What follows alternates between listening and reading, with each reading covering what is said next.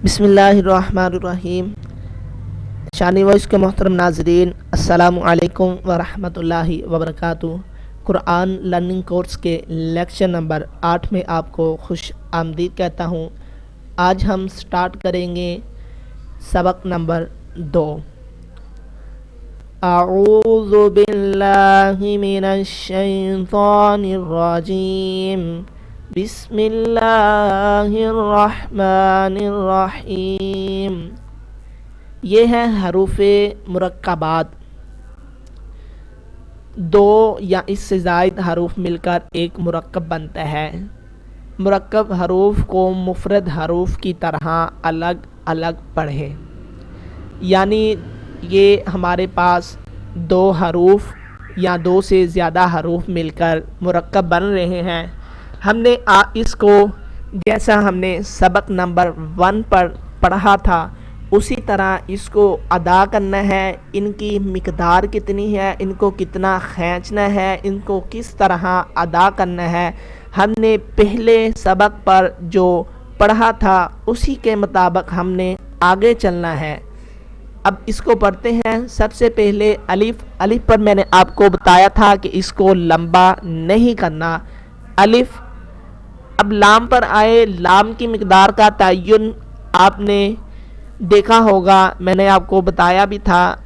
आप काइंडली आपसे रिक्वेस्ट करूँगा कि पहले पिछले लेक्चर को अच्छी तरह से याद कर लें। आप उनकी मिकदार को ज़ुबानी याद करें कि उनके साथ कौन सा हरूफ यानी अलिफ लगता है या फिर मद लगती है। आप उस पहले सबक को अच्छी तरह से याद करें, सारे तख्ती को अच्छी तरह से याद कर लें ताकि आपको अच्छी तरह से निशानदही हो सके।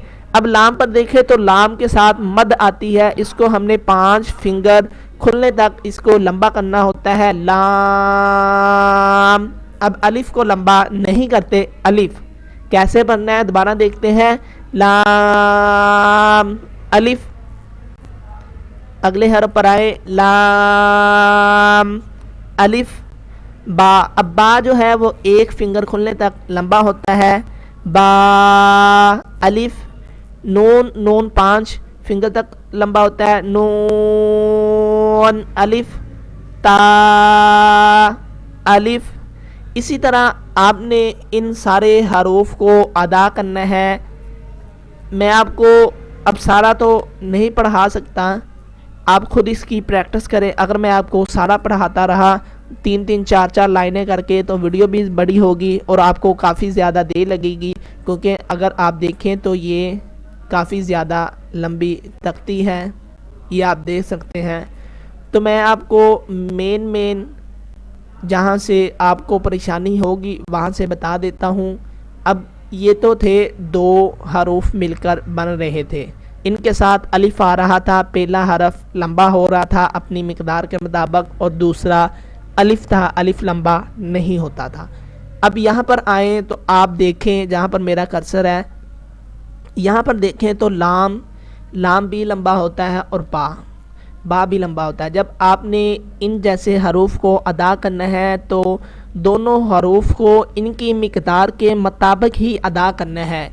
इस तरह नहीं पढ़ना जैसे हम ऊपर पढ़ रहे थे, ता को लंबा कर रहे थे जबकि अलिफ को लंबा नहीं कर रहे थे, क्योंकि अलिफ लंबा नहीं होता। अब इन हरूफ को कैसे अदा करना है।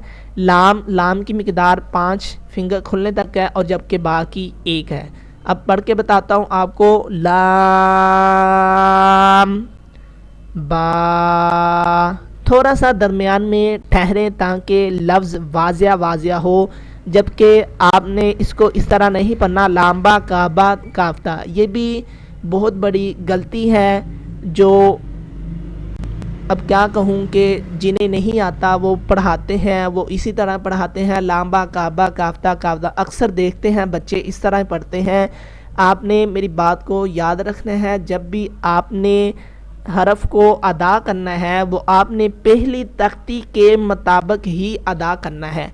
अब उसके ऊपर कौन सा कायदा अप्लाई होता है वो हम बाद में देखेंगे। अभी फ़िलहाल आपने हरफ को अदा कर रहे हैं।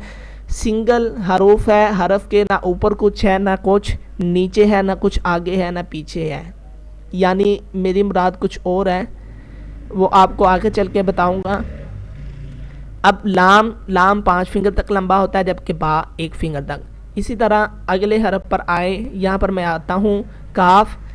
اب یہاں پر آپ نے پہلی تختی کو ذہن میں رکھنا ہے, جو ہمارا کاف حروف ہے وہ باریک ادا ہوتا ہے, جبکہ را میں نے بتایا تھا کہ یہ بغیر سیٹی کے ادا ہوتا ہے.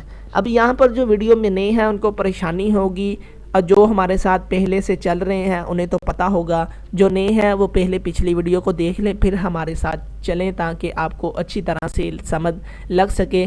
اب اس کو پڑھ کے میں بتاتا ہوں. کاف کی مقدار 5 فنگر کھلنے تک ہے, اور جبکہ را کی مقدار 1 فنگر کھلنے تک ہے, اور یہاں پر سیٹی نہیں نکالنی. اب آپ نے حروف مستعلیہ کو بھی مد نظر رکھنا ہے. تا با. اب دونوں حروف دیکھیں, تا بھی 1 فنگر کھلنے تک لمبا ہوتا ہے اور با بھی 1 فنگر کھلنے تک لمبا ہوتا ہے. یہ تھا 2 حروف ایسے جو ایک الف کی مقدار تک لمبا ہوتے ہیں اور دونوں حروف ہی ادا ہوتے ہیں. آج کے لیے یہ پہلا پیج نمبر 2 ہی کافی ہے. آپ اس کی پریکٹس کریں. میں آپ کو جلدی سے پڑھ کے بتا دیتا ہوں, ویڈیو کافی زیادہ لمبی ہو رہی ہے. غین, یہاں پر آتا ہوں. غین لام کاف لام کاف نون طا نون را نون. اگر آپ کا کوئی کویشچن ہو تو آپ نیچے کمنٹ کریں یا ہمیں واٹس ایپ پر میسج کر دیں تاکہ ہم آپ کی پریشانی کو دور کر سکیں اور آپ کو قرآن پاک صحیح انداز کے ساتھ پڑھنا سکھا سکیں. آپ سے آخر پر پھر گزارش کروں گا کہ اس ویڈیو کو زیادہ سے زیادہ شیئر کریں تاکہ آپ کی مدد سے دوسرا بھائی بھی قرآن پاک پڑھنا سیکھ سکے. السلام علیکم ورحمۃ اللہ وبرکاتہ.